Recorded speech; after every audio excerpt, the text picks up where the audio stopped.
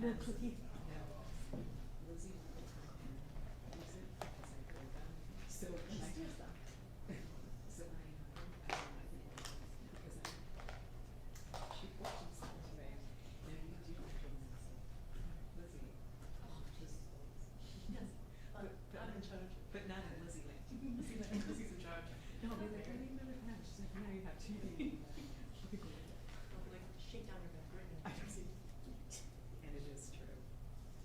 Technically, she buys. Not even technically, she buys the pens. The pens belong to her. I know.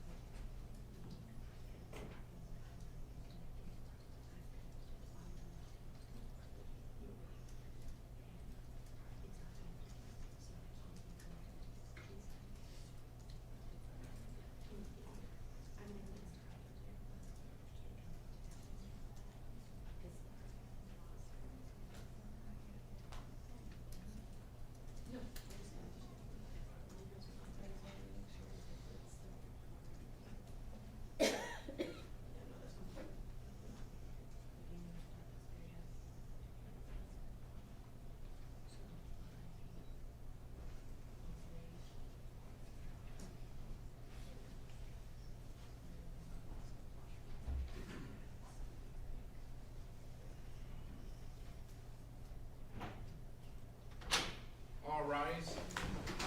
Circuit Court is in session. The Honorable Michael Sayer presiding. You may be seated.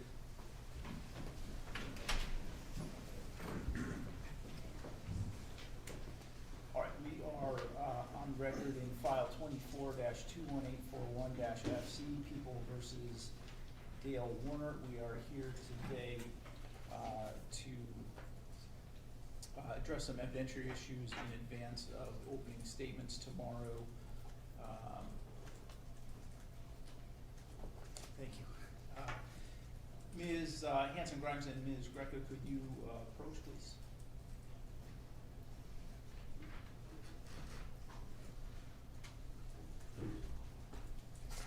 All right, so one of the issues that we need to address today is that through discussions and some filings, there was potentially a suggestion that Detective Greco was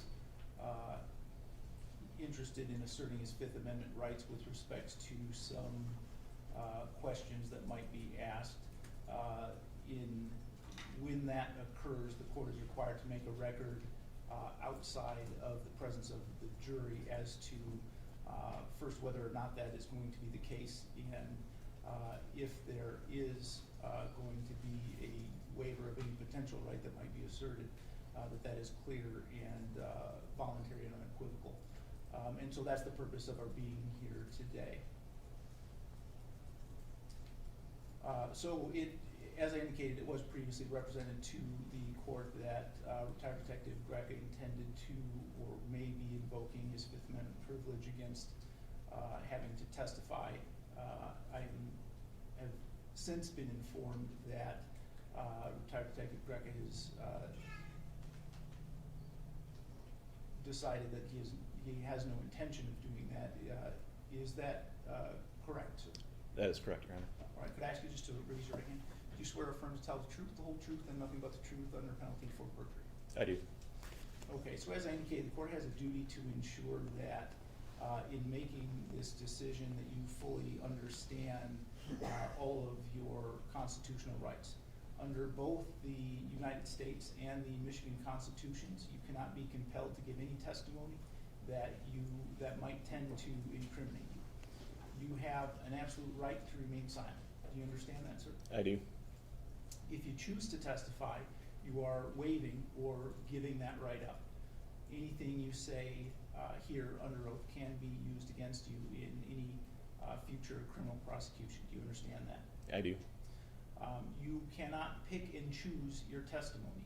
If you testify about these events for one side, you will be required to answer questions on cross-examination from the other side. Do you understand that? I do.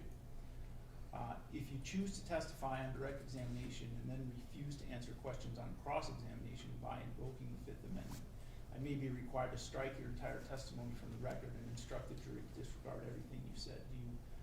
Do you understand that your waiver must be complete enough to allow for a full cross-examination? I do. Has anyone, police, attorneys, defendant, anyone at all threatened you, pressured you, or promised you anything to get you to testify? They have not.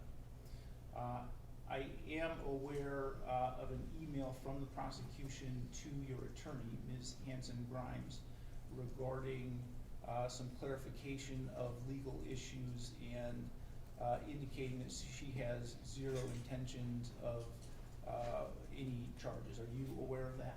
That's correct.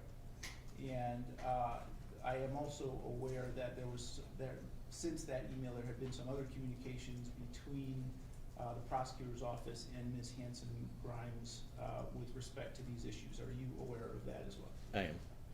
I do have a copy of the January 23rd, 2026 email sent at 10 a.m. from Ms. Wise to Ms. Hanson-Grimes. It's my understanding at this point that all counsel are in agreement with marking this as an exhibit and entering it into the record. Is that correct, Ms. Wise? That's correct, Your Honor. Ms. Hanson-Grimes? That's correct, Your Honor. And Ms. Shardy? That's correct, thank you. Okay.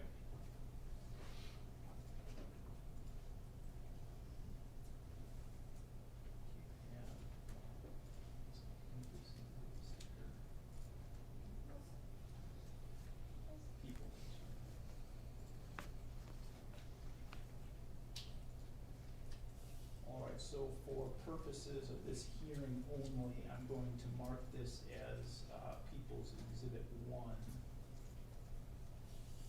and admit it. Retired Detective Greco, have you had an adequate opportunity or enough time to talk about the legal consequences of giving up your Fifth Amendment rights with Ms. Hanson-Grimes? Yes. And are you satisfied with her advice? I am. Knowing everything that I have discussed with you today and everything that you've discussed with Ms. Hanson-Grimes, are you certain that you want to waive your Fifth Amendment privilege and testify in this trial? I do. All right. I think that creates an adequate record of what we need to do today. Anything else on this issue at this point, Ms. Hanson-Grimes? Your Honor, I just wish to say that on Friday, I was the one who placed the intention on within a record that we made at a sidebar.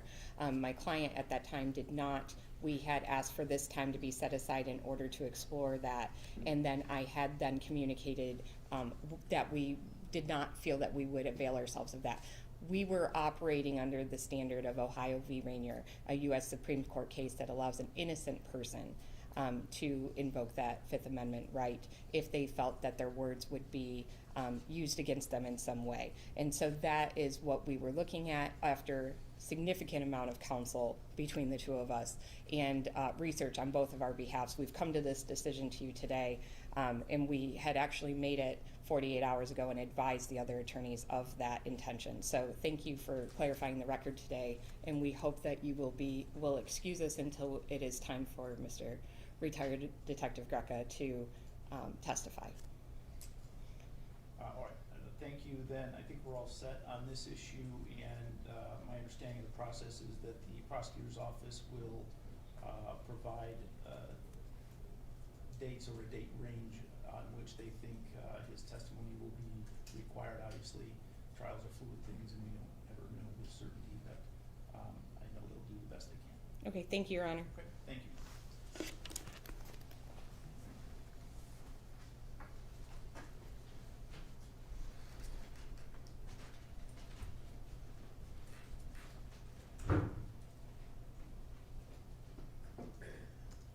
All right, the court also had under advisement several evidentiary issues with respect to the admissibility of other acts, evidence, and some hearsay issues.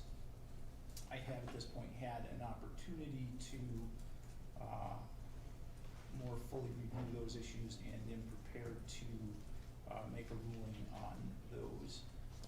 So I'll start with the defendant's motion to preclude other acts evidence, although as we talked about last week, whenever it was. Yeah.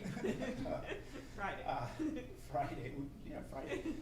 As we talked about Friday, the issues overlap and bleed into each other, so I've tried to separate the analysis as best I could, but it's almost impossible to talk about one without the other. With respect to the other acts evidence, the defense first argues in their written filings that MCL 7608.27B is unconstitutional. The constitutionality of that statute was addressed in People versus Walker, Court of Appeals, docket number 370225, which is an unreported case. So I acknowledge that that is not precedentially binding.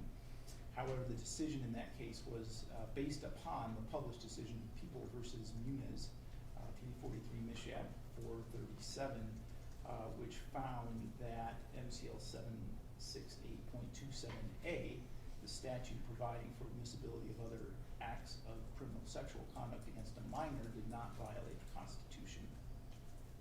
There is no analytical difference that I can see between those two statutes for purposes of determining the constitutionality of MCL 768.27B, and therefore I would find that that statute does not violate defendant's due process rights and is not unconstitutional.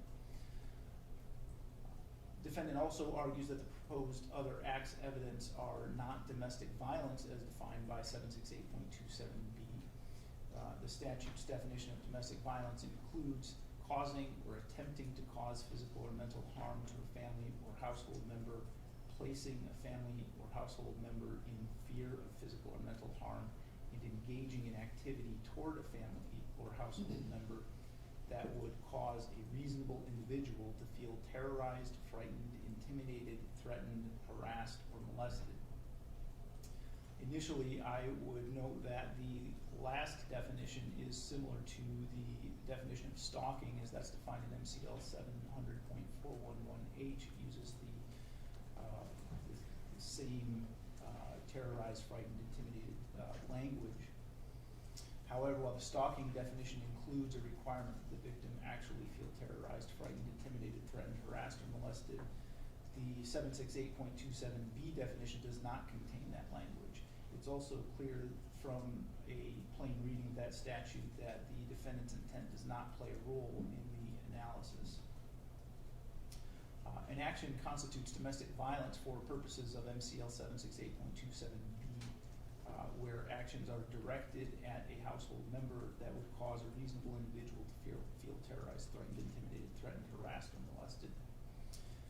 The people seek to admit evidence that Mr. Warner tracked Ms. Warner's vehicle, monitored her communications with others by taking screenshots of her electronic device, set up a camera in the kitchen to watch her, and stole and broke into a safe that she used to keep things private from Mr. Warner. All of those actions are directed at Ms. Warner. Further, I believe that any reasonable person would likely feel frightened or made to feel afraid, intimidated, or made to feel timid or affected or held back by feelings of fear or timidity, harassed and or molested, which is defined as to annoy, disturb, or persecute, especially with hostile intent or injurious effect, by those actions which constitute significant violations of an individual's privacy. As such, I believe that those actions do meet the definition of domestic violence as defined by 768.27B. The people also seek to admit evidence that Mr. Warner choked Mrs. Warner, and that she would recoil when Mr. Warner touched her closely. Clearly, choking Mrs. Warner is an act of domestic violence. However, Mrs. Warner physically recoiling and being uncomfortable with Mr. Warner touching her neck are not acts of domestic violence. They're not acts of Mr. Warner. They are Mrs. Warner's reaction to an action by Mr. Warner.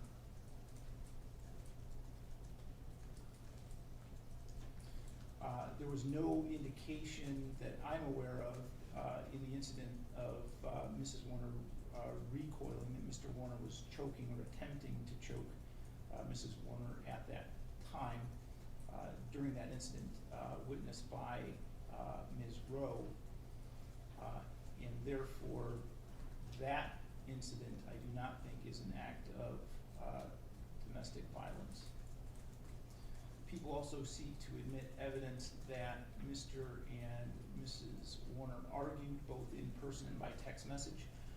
Arguments in and of themselves, I don't believe meet the definition of domestic violence under the statute people in domestic relationships argue all of the time in ways that do not amount to domestic violence, and therefore something more would be needed for this evidence to qualify as domestic violence under the statute.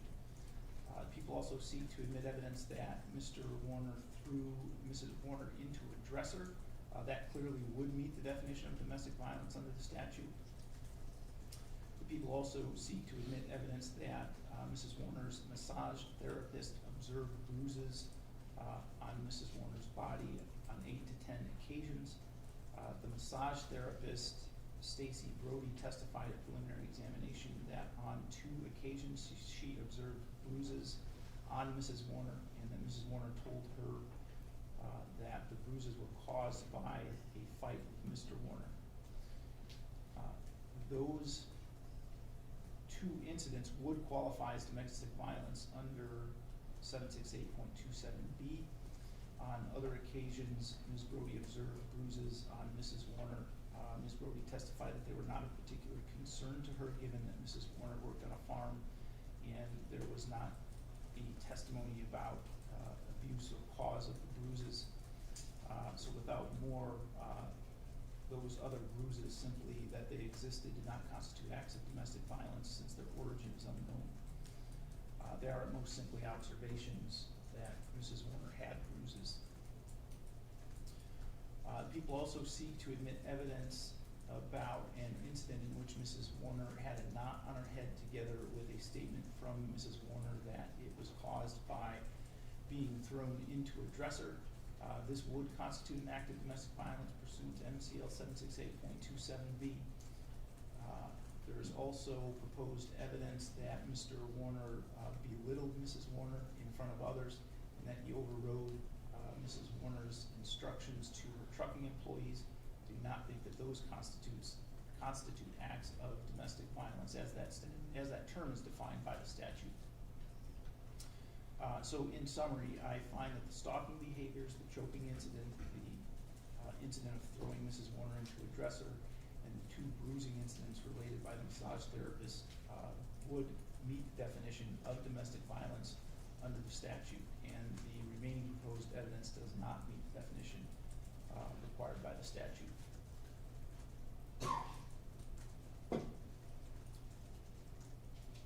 Whether whether evidence constitutes domestic violence does not alone determine whether that evidence is admissible, as there are other factors that the court must consider under the statute. First, MCL 768.27b subsection 4 provides that other acts occurring more than 10 years before the charged offense are inadmissible unless the court finds one of 4 distinguishing factors to exist. Only one of those factors is potentially relevant here.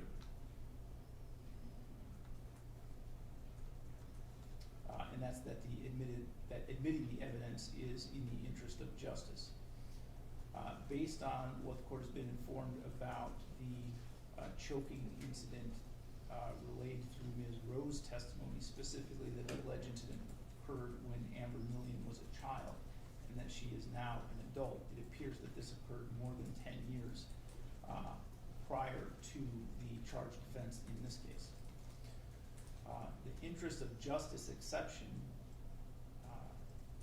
found in MCL 768.27B subsection 4 is construed narrowly and allows admission only if the evidence is uniquely probative, if the jury is likely to be misled without admission of the evidence. And that comes from People v. Rosa 322 Mishap 726. In this case, there is other far more recent evidence about the state of the relationship between Mr. and Mrs. Warner. Therefore, it doesn't appear that this evidence is uniquely probative or that the jury is likely to be misled about the state of the relationship and Mr. Warner's behaviors toward Mrs. Warner in the absence of admission of this incident, which is more than 10 years old. And so I don't think that, so MCL 768.27B does not support the admission of the choking incident. The stalking behaviors, dresser incident, and bruising related to the relayed by the massage therapist all appear to have occurred within the last 10 years. So the analysis for those will go on. In order to be admissible, 768.27B evidence must be relevant. The statute is an exception to the general prohibition on propensity evidence. In prosecutions for offenses involving domestic violence, the statute permits evidence of a defendant's prior commission of domestic violence to show the defendant's character and propensity to commit such acts. This reflects a legislative determination that juries should have a full and complete picture of a defendant's history when the defendant is accused of domestic violence, because that history tends to shed light on the likelihood that a given crime was committed. The statute reflects a legislative decision that in certain cases, juries should have an opportunity to weigh a defendant's behavioral history and view the case's facts in the larger context of the defendant's that the defendant's background affords. Propensity evidence is logically relevant because a person who has committed an offense may be more likely to commit that or another offense than a person who has not committed that or any other offense. Applied here, a person who has engaged in stalking behaviors and been personally violent with their spouse is more likely to have committed other offenses up to and including murder. Additionally, the stalking behaviors is relevant to motive, as it tends to establish that Mr. Warner was a jealous or controlling spouse. Therefore, the stalking behaviors,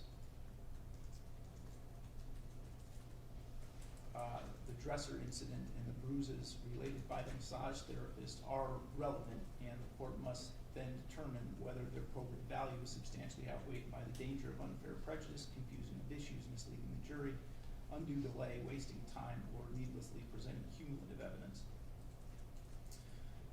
When applying MRE 403 to evidence admissible under 768.27B, the court should weigh the propensity inference in favor of the evidence's probative value rather than toward its prejudicial effect. The same non-exhaustive list of considerations identified in People v.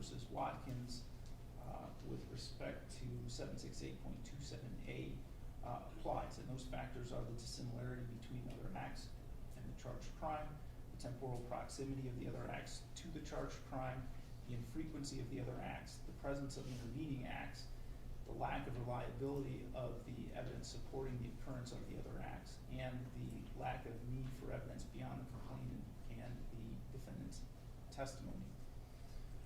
That list of considerations is illustrative and not exhaustive. And there is a more recent case in applying that Watkins analysis in the context of 768.27B, and that's People v. Berkland, which does not have a site yet. In this case, the propensity evidence weighs heavily in favor of the evidence's probative value. People who engage in stalking behaviors and physical violence against their spouse are far more likely than others to commit other acts of physical violence against their spouse. Although the other acts here do not involve murder and in that sense are dissimilar, a history of escalating or ebbing and flowing domestic violence is a common occurrence. It is the way that domestic violence most regularly plays out, and therefore the dissimilarity with the alleged crime does not undercut its probative value. The temporal proximity between the other acts and the charged crime and the infrequency of other acts is insignificant in this case in the context of, again, domestic violence that often ebbs and flows. There are no known intervening acts of any significance with respect to the stalking behaviors. It's my understanding that the evidence comes from Mr. Warner's phone or other electronic devices and therefore would be highly reliable. The evidence of the dresser incident comes from several sources, a string of text messages that Mrs. Warner sent to a friend and the testimony of Stacy Brody, Ms. Warner's massage therapist. These are hearsay statements, and thus their reliability first turns on whether or not they are admissible as an exception to the hearsay rule. I've already ruled that the text messages to Ms. Alexander are not admissible as an excited utterance, and for reasons that I will outline later, I do not think that the text messages to Ms. Alexander or the statements made to Ms. Brody are admissible as exceptions to the hearsay rule, since the statements about these incidents are inadmissible hearsay. No further analysis under 768.27b is necessary. Turning back to the stalking evidence, there is a need for evidence beyond Mrs. Warner and Mr. Warner's testimony. Obviously, Mrs. Warner is not here to testify and therefore cannot tell us her side of the story with respect to the relationship between the parties and what took place on the night in question or in the time period leading up to the night in question. For these reasons, I find that the probative value of the stalking evidence outweighs any danger of unfair prejudice, confusion of issues, misleading the jury, undue delay, wasting time, or needlessly presenting cumulative evidence. Therefore, I find that that is admissible under 768.27b. The people have also proposed to offer all of that same evidence under MRE 404b. I will therefore analyze the evidence not admitted under 768.27b to determine whether it is admissible under 404b.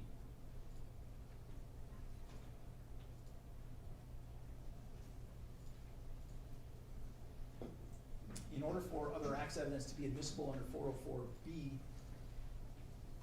the party must show that it is offered for a proper purpose or to prove something other than the defendant's propensity to act in a certain way, that it is logically relevant, and that it is not unfairly prejudicial under MRE 403.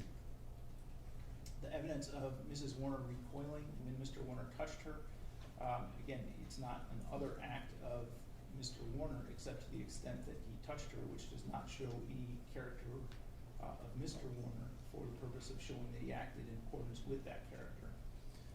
Mr. Warner's act of touching Ms. Warner in this instance is used to show Mrs. Warner's reaction, that she recoiled at his touch. Mr. Warner has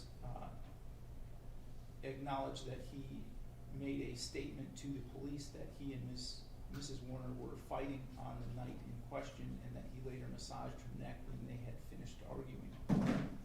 Therefore, the question of whether Mrs. Warner would have permitted Mr. Warner to massage her neck on the night in question is an issue, and this evidence speaks to that without implicating Mr. Warner's character for the purpose of acting in conformity therewith.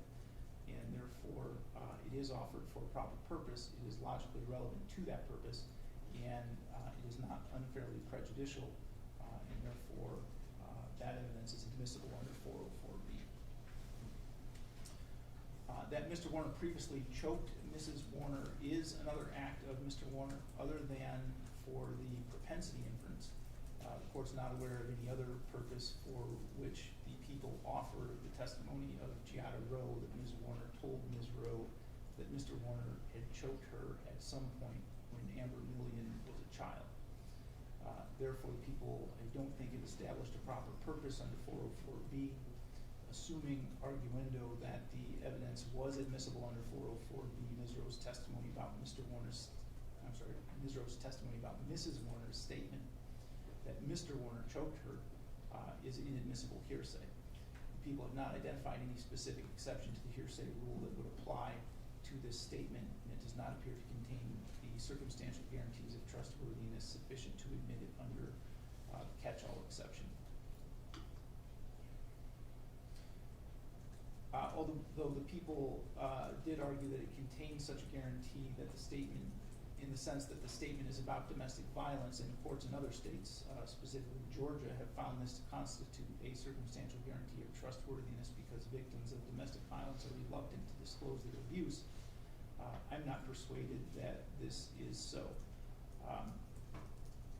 I think that holding would amount to a categorical exception to the hearsay rule, which would admit any statement on the topic of domestic abuse, rather than looking at the circumstances under which the statement is made, which is the clear focus of the rule. That Mr. and Mrs. Warner argued both in person and over text messages do implicate other acts of Mr. Warner. In this case, marital discord, motive, and premeditation are all at issue. Arguments between spouses directly speak to marital discord and possibly by inference to motive and premeditation, and therefore they are logically relevant. It is more than marginally or minimally probative. The arguments are highly relevant to show the relationship between Mr. and Mrs. Warner, since they are direct evidence about the state of the marriage. The evidence is not unfairly prejudicial under MRE 403 because while having arguments does not mean that a murder will be committed, I'm not persuaded that a jury would jump from the fact that there were arguments immediately to the conclusion that a murder occurred. A typical juror, I think, is well aware of the fact that most arguments don't result in a murder and is unlikely to give undue or preemptive weight to the evidence. Finally, there are no hearsay issues with this evidence since Mr. Warner's statements are obviously party opponent admissions, and Mrs. Warner's statements are, although they're not admissible for the truth of the matter asserted, are admissible for the non-hearsay purpose of showing the effect that they had on Mr. Warner, pursuant to People v. Fisher 449, Mish 441.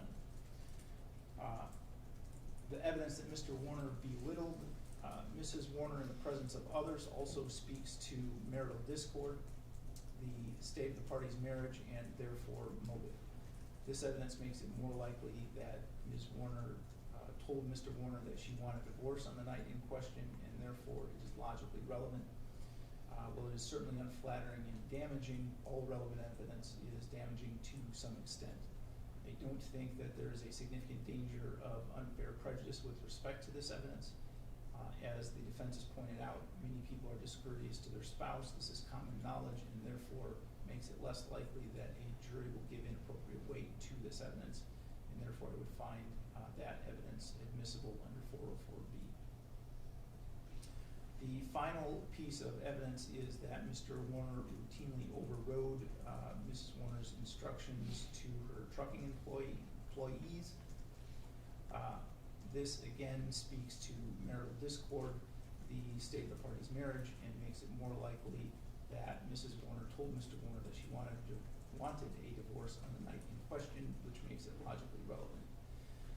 The relevance is not outweighed by the danger of unfair prejudice, as again, it's commonly known that these types of disputes occur within marriage without turning into domestic violence, which makes it unlikely, in my opinion, that the jury would give inappropriate weight to the evidence and think that simply because Mr. Warner did this, he must have committed a murder. I think the jury is well equipped to give that evidence its appropriate weight. So with respect to the two items that were excluded as hearsay,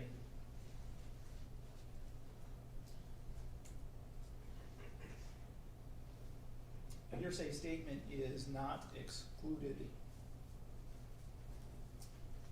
by the rule against hearsay if the statement is admissible under an exception in Rule 803 or 804.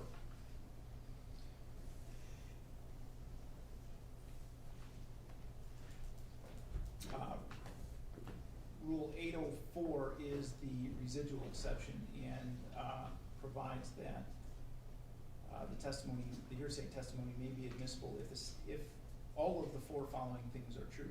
The statement has equivalent circumstantial guarantees of trustworthiness. It is offered as evidence of a material fact. It is more probative on the point for which it is offered than any other evidence that the proponent can obtain through reasonable efforts, and admitting it will serve the purposes of the rules of evidence and the interest of justice.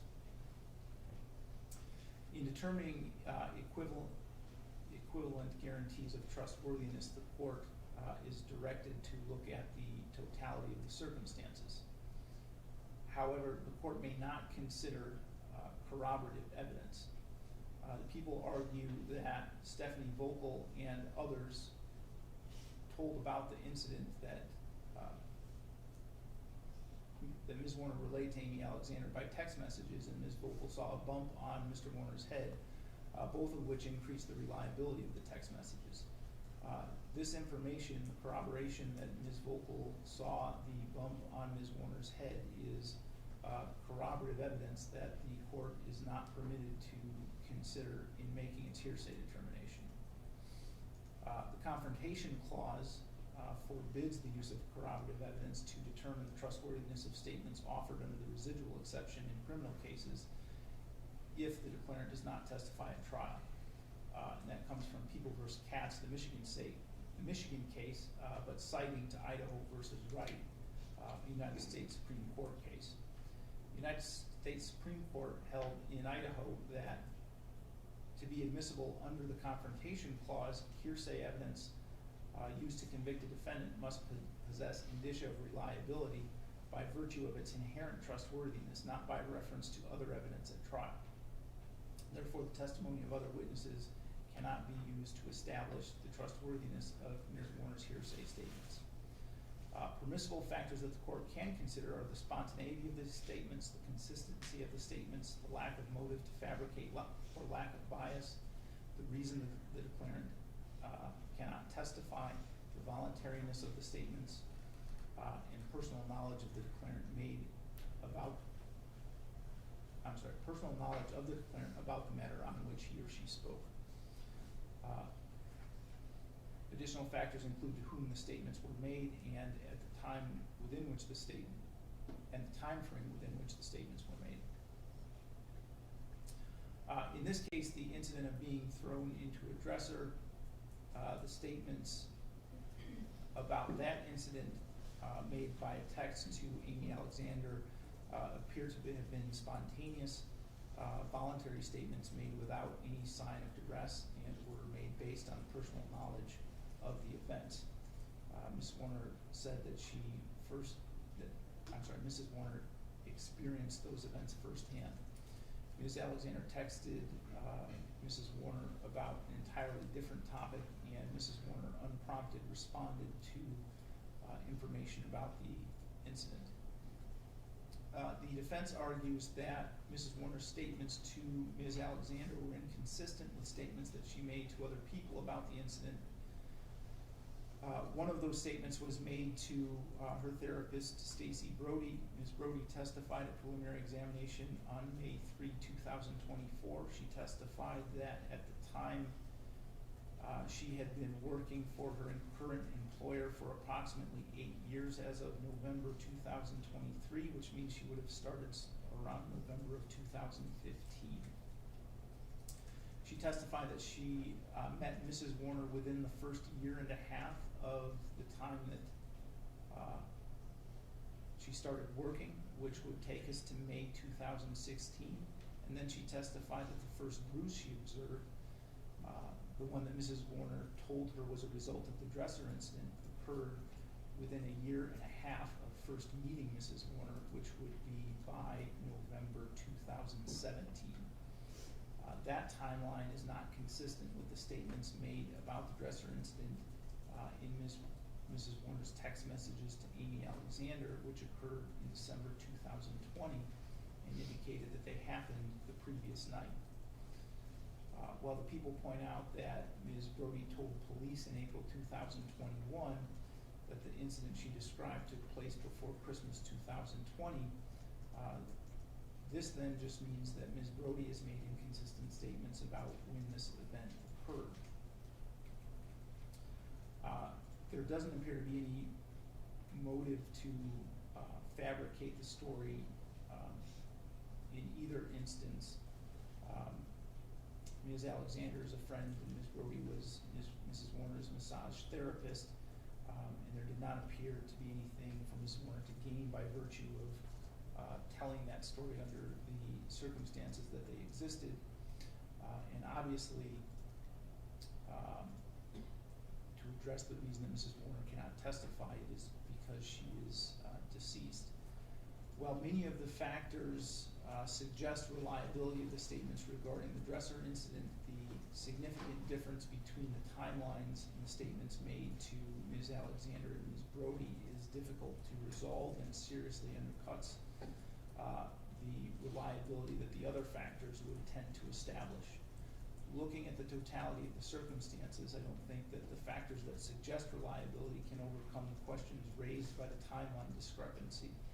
I don't think that these statements contain equivalent guarantees of trustworthiness required for admission under the residual hearsay exception, and therefore I would grant the motion to eliminate to preclude those statements as hearsay. And as I said, for that reason, then they would not be admissible under MCL 768.27B. I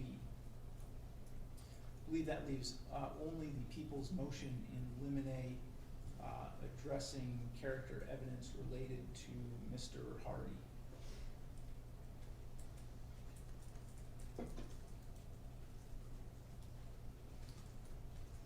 The people have requested an order prohibiting the defense from eliciting testimony about Greg Hardy that does not comply with MCR 404B, or sorry, MRE 404B. The defense responds that they wish to present evidence about Mr. Hardy as character evidence, not to show that he was acting in conformity, but to show the scope of the investigation, what law enforcement did, what they ignored, and what they didn't do. The defense cites Kyles versus Whitley, United States Supreme Court case. That case dealt with the suppression of exculpatory evidence by the prosecution, some of which was actions of a third party to shape the investigation of Mr. Kyles when there was evidence that pointed to that third party's guilt. Kyle's case does not address 404B evidence. Further, the Kyle's case dealt with evidence that was far more direct, that far more directly addressed the items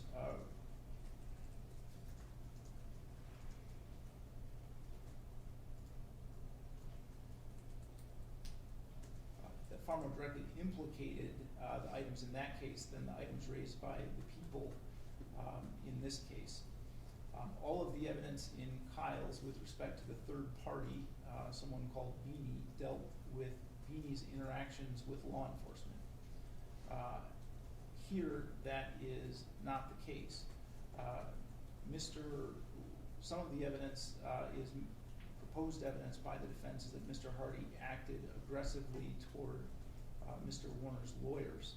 I don't think that, without more, tells us anything about the police investigation, other than suggesting that Mr. Hardy should have been investigated because he has some propensity for aggression, which is the impermissible propensity inference. It's not logically relevant to an issue in this case. Same goes for Mr. Hardy being kicked out of or banned from a John Deere dealership. It doesn't tell us anything other than that Mr. Hardy behaved improperly in some way in the opinion of the people who run that dealership. There's no known link to this case other than Mr. Hardy behaved badly, and it is very much unlike the Kyle's case where the third party in that case was interacting with law enforcement, directing law enforcement, and playing the role in the investigation. These issues don't do anything to suggest that. So nothing about these incidents suggests, as was the issue in Kyle's, that Mr. Hardy pointed law enforcement down one path and not another. With respect to the other issues of which I am aware, or that the people were objecting to, that included flying drones over Mr. Warner's property, and also that Mr. Hardy on an occasion pulled a gun on Mr. Warner, and that Mr. Warner sought a personal protection order against Mr. Hardy. I do think that those incidents do have a proper purpose, in the sense that they speak to the relationship between Mr. Hardy and Mr. Warner, and potential animosity there, and therefore would affect Mr. Hardy's credibility in giving his testimony. So I do think that there's a proper purpose. I do think that information is logically relevant to that proper purpose, and I don't think that the 403, Emory 403 balancing test would exclude that, as I don't think would be unfairly prejudicial. There were references to potentially other issues with respect to Ms. Hardy that the defense may intend to ask about, but I don't feel at this point that I have enough information about what those incidents are in order to do a proper analysis of those. And so without additional information, we'll have to just deal with those issues as they arise through the course of the trial, unless the people would like to identify some further issues that they think need to be addressed. We don't have any further issues. If there were specific instances that Ms. Chartier wishes to address as it relates to Mr. Hardy, I would just ask this court if you're willing to ask for an offer of proof on those instances.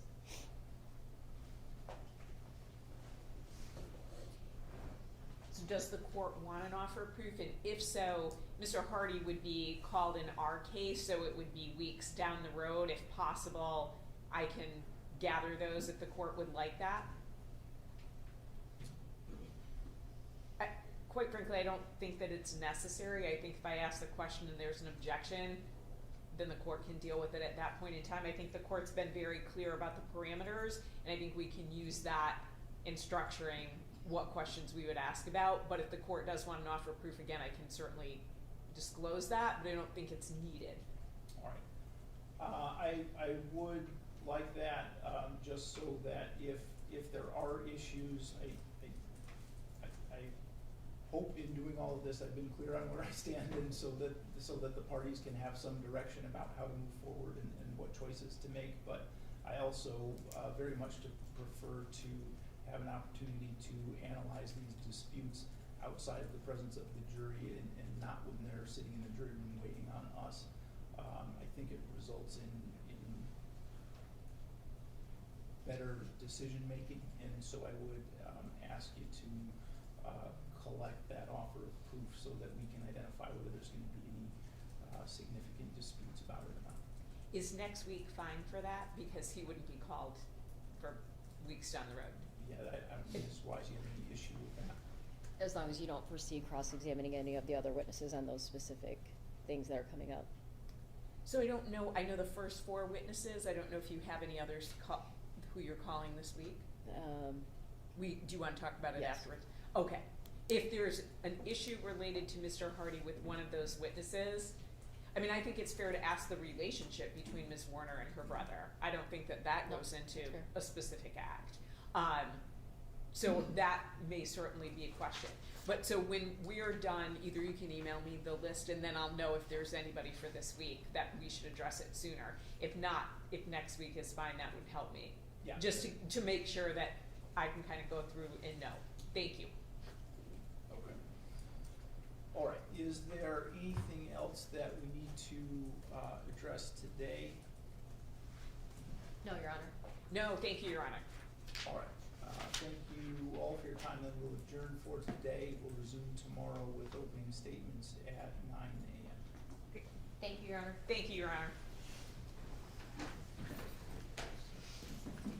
I apologize, are we gonna get a copy of, a written order or opinion on your rulings today? It is not a written order, although it probably would have been easier for me to just put a caption on that and file it, but, no, I didn't,